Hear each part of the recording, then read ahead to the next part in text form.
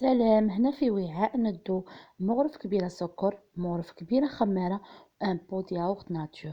والبول ياغورت ناتور نديروه 3 ماء دافي كيما راه واضح في الصورة.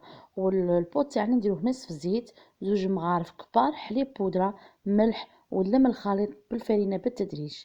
هنايا كي نلمو العجينة نخلوها على جهة ونديروه مقلاة فيها 2 مغارف زيت تسخن، وندير عليها حبة بصلة مقطعة كيما راكم تشوفوا، والفيونداشي مع سنة توم. تخلطي وديري لي زيبيس اللي تسحقيهم هنايا كل واحد والقو تاعه. جبت الزيتون الاخضر اللي كنت اشيته ثاني في الاشوار باش ما يقطعناش العجينه. ومن بعد بغيتي ديري لا كريم فريش ولا كيما انا درت ان بو دياورت ناتور، ونخلو الحشوه تتكمل طيابها. نديرو المعدنوس مقاشي.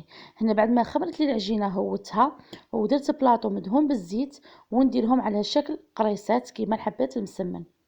نخلو العجينه بجهه، وهنا لافاس راهي بارده.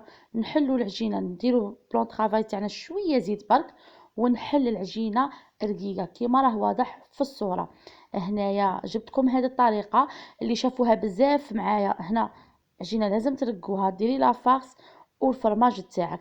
شوفوا صدقوني فطائر روعه، جربتها مع مشتركاتي في التيك توك والانستغرام، طلبوها مني في القناه هنايا.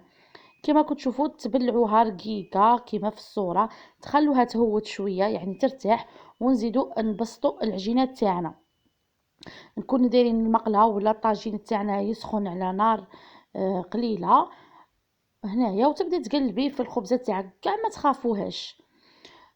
تجي واحد الفطائر تقولوا سفنج شابه شابه. انا نتمنى من قلبي تجربوها، وكاع اللي جربوها دعاولي. وكما كتشوفوا هنا ماغري تتقبلكم ما تخافوهاش. جبت طريقه واحده اخرى الا بغيتو ديروها. تقبضي البوله تاع الخبز هذيك، تهوديها شويه في الوسط وتعمري مليح العجينه بلا فخس والفرماج ما تخافوهاش. فوالا العجينه غادي تكون طريه تعاونكم بزاف وروعه. تنجموا تشكلوا منها مخبوزات تاني في الفرن، ولا تديروا بها دي بيتزا ناجحه، وتقدروا ديروا بها شحال من المملحات ان شاء الله نشاركها معاكم. وتبدي تقلبي فيها، وهذه هي النتيجه تاع الفطائر تاعنا.